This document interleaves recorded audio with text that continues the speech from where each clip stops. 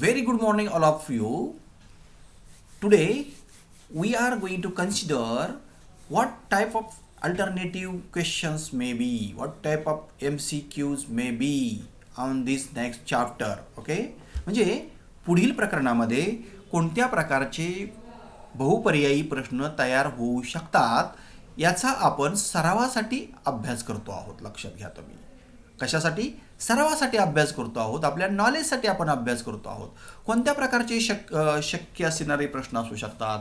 तर त्यामध्ये आता अशा पद्धतीचे प्रश्न असतात. पहिला जो प्रश्न आहे त्या ठिकाणी कार्यवर्णन हे टिंबटिंब असते. कार्यवर्णन हे टिंबटिंब असते. त्याचे पर्याय दिलेले आहेत बाळांनो. पहिला पर्याय कार्यसापेक्ष, दुसरा पर्याय व्यक्तिसापेक्ष, तिसरा पर्याय निर्देशन सापेक्ष आणि चौथा पर्याय यापैकी कोणतेही नाही.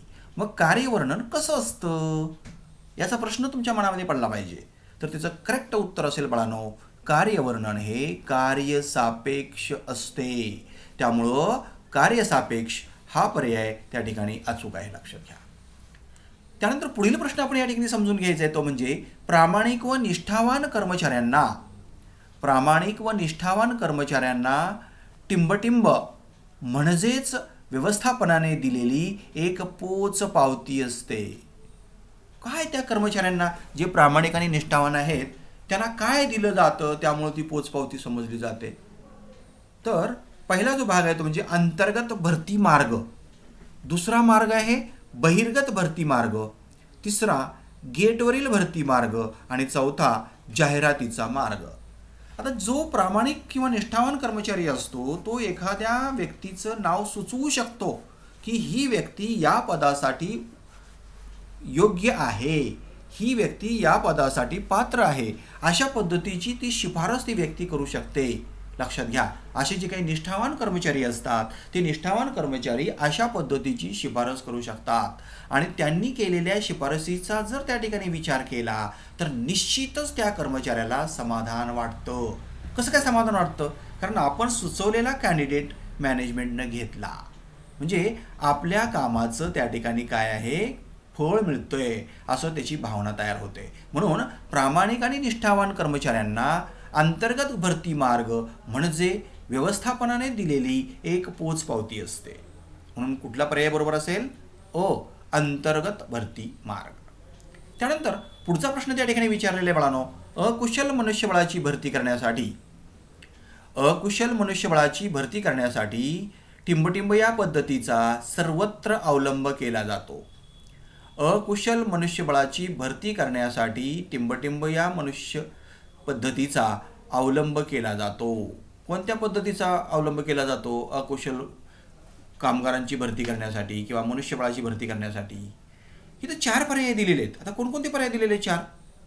पहिला पर्याय दिलेला आहे कारखान्याच्या दरवाजावर भरती, दुसरा पर्याय दिलेला आहे अंतर्गत भरती, तिसरा पर्याय दिलेला आहे बढती आणि चौथा दिलेला आहे वरील सर्व म्हणजे तिन्ही पण. मग आता याच्यापैकी कुठल्या पर्यायाचा आपण विचार करायला पाहिजे? कोणता पर्याय अचूक वाटतो? कारण जे अकुशल कर्मचारी असतात त्यांची भरती कशी केली जाते? साधी सोपी गोष्ट आहे बाळांनो. आपलं जर बारकाईनं लक्ष असेल तर तुम्ही ताबडतोब सांगू शकाल. कारण कारखाने जे मोठमोठे असतात त्या कारखान्याच्या गेटवर लिहिलेलं असतं कामगार पाहिजेत. लक्षात येतंय? म्हणजेच कुठला पर्याय बरोबर असेल? पर्याय कारखान्याच्या दरवाजावर भरती. लक्षात आलं? म्हणून हे उत्तर त्या ठिकाणी काय असेल? बरोबर असेल. त्यानंतर पुढचा प्रश्न त्या ठिकाणी असा विचारलेला आहे बाळांनो, टिंबटिंब हा मनुष्यबळ भरतीचा सर्वोत्तम व सर्वमान्य मार्ग आहे. म्हणजे मनुष्यबळ भरतीचे अनेक मार्ग आहेत पण त्या अनेक मार्गापैकी सर्वोत्तम आपल्याला पाहिजे, सर्वोत्तम व सर्वमान्य मार्ग पाहिजे आपल्याला. लक्षात घ्या तुम्ही. कोणता सर्वोत्तम आणि सर्वमान्य मार्ग असू शकतो? 4 पर्याय दिलेले आहेत पहा. पहिला जाहिरात, दुसरा मध्यस्थ, तिसरा मुकादम, चौथा वरील सर्व. मग याच्यापैकी कुठल्या पद्धतीचा, कुठल्या मार्गाचा त्या ठिकाणी जास्तीत जास्त वापर केला जातो?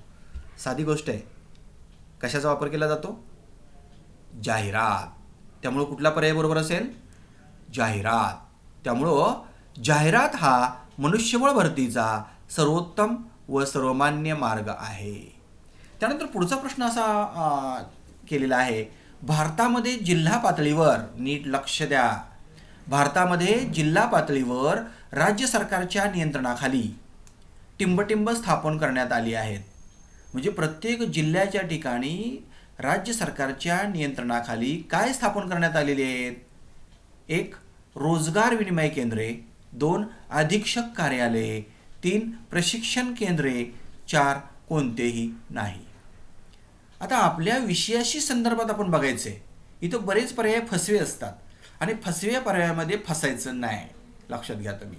आपण बऱ्याच वेळेला काही गोष्टी फसव्या असतात त्यामध्ये फसतो आणि मग त्या ठिकाणी आपण आपलं किंमत, आपली मार्क्स, आपले गुण कमी करून घेतो, लक्षात घ्या तुम्ही. आणि म्हणून इथं करेक्ट कुठलं आहे ते पाहायचं आहे. भारतामध्ये जिल्हा पातळीवर राज्य सरकारच्या नियंत्रणाखाली रोजगार विनिमय केंद्रे स्थापन करण्यात आलेली आहेत. म्हणजे कुठला पर्याय बरोबर असेल? रोजगार विनिमय केंद्रे. लक्षात आलं तुमच्या? त्यानंतर पुढचा प्रश्न त्या ठिकाणी असा आहे, रोजगार विनिमय केंद्रांना देशातील टिंबटिंब निर्मूलनासाठी महत्त्वाची भूमिका बजावावी लागते. आता रोजगार विनिमय केंद्राला देशातील कशासाठी कोणती भूमिका बजावावी लागते? देशातील निर्मूलन करायचं आहे. कशाचं निर्मूलन करायचं आहे ते आपण बघायचं आहे. बेकारी, अंधश्रद्धा, अज्ञान, वरील सर्व. आता रोजगार म्हटले की आपल्या लक्षात येईल कशाची संदर्भात येते? बेकारी. म्हणजे उत्तर तुमचं कुठलं बरोबर असेल? बेकारी. लक्षात घ्या तुम्ही. त्यानंतर पुढचा प्रश्न त्या ठिकाणी असा असू शकेल, सरकार रोजगार विनिमय केंद्रामध्ये नावनोंदणी केलेल्या उमेदवारांना, नीट लक्ष द्या, सरकार रोजगार विनिमय केंद्रामध्ये नावनोंदणी केलेल्या उमेदवारांना टिंबटिंब बेकार भत्ता देण्यास सुरुवात करते. टिंबटिंब नंतर बेकार भत्ता देण्यास सुरुवात करते. 1 वर्षानंतर, 2 वर्षानंतर, 3 वर्षानंतर आणि कधीही नाही. लक्षात घ्या. आता याच्यातलं करेक्ट उत्तर कुठलं असेल? तर तुमचं जजमेंटच परफेक्ट असलं पाहिजे. ज्यावेळेला तुम्ही रोजगार विनिमय केंद्रामध्ये नाव नोंदता, रोजगार विनिमय केंद्रामध्ये नाव नोंदल्यानंतर 1 वर्ष पूर्ण व्हावं लागतं आणि 1 वर्ष पूर्ण झाल्यानंतरच तुम्हाला बेकार भत्ता हा सुरू होतो, तो तुम्हाला दिला जातो. आणि म्हणून करेक्ट अल्टरनेटिव्ह कुठलं असेल? 1 वर्षानंतर. ओके.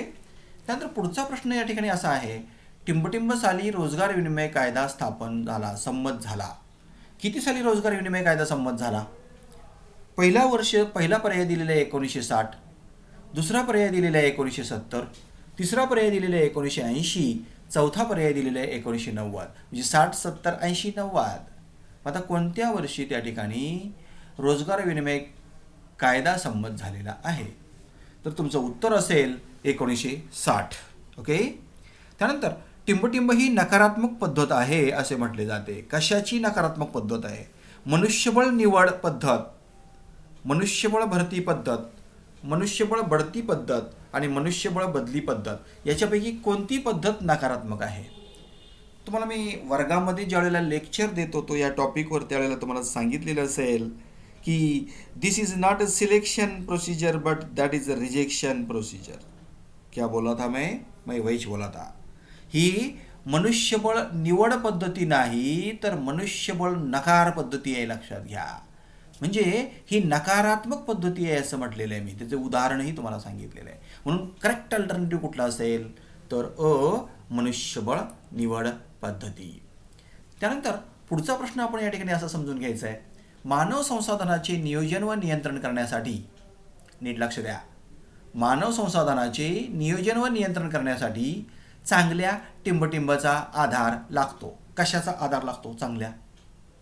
पहिले माहिती, दुसरे संघटना, तिसरा मनुष्यबळाचा आणि चौथा कोणतेही नाही. म्हणजे मानव संसाधनाचं नियोजन आणि नियंत्रण जर करायचं असेल तर त्यासाठी चांगली कुठली गोष्ट पाहिजे? माहिती चांगली असली पाहिजे मानव संसाधनाची, संघटना चांगली असली पाहिजे, मनुष्यबळ चांगलं असलं पाहिजे का संघटनाच पाहिजे? लक्षात घ्या, कोणतेही नाही. म्हणजे इथं तुमचं उत्तर असेल की त्या मनुष्यबळाची माहिती आपल्याला असली पाहिजे. म्हणजे पर्याय माहितीचा आधार हा पर्याय बरोबर असेल. त्यानंतर पुढचा प्रश्न असा असू शकेल, कर्मचाऱ्यांच्या वेतन प्रणालीतील क्लिष्टता ट्राय टू अंडरस्टँड. कर्मचाऱ्याच्या वेतन प्रणालीतील क्लिष्टता टिंबटिंब प्रणालीमुळे नष्ट करता येते. म्हणजे वेतनाचं जे काही कॅल्क्युलेशन असतं त्यामध्ये जे काही कॉम्प्लिकेशन्स असतात ते complications how you can avoid with the help of what.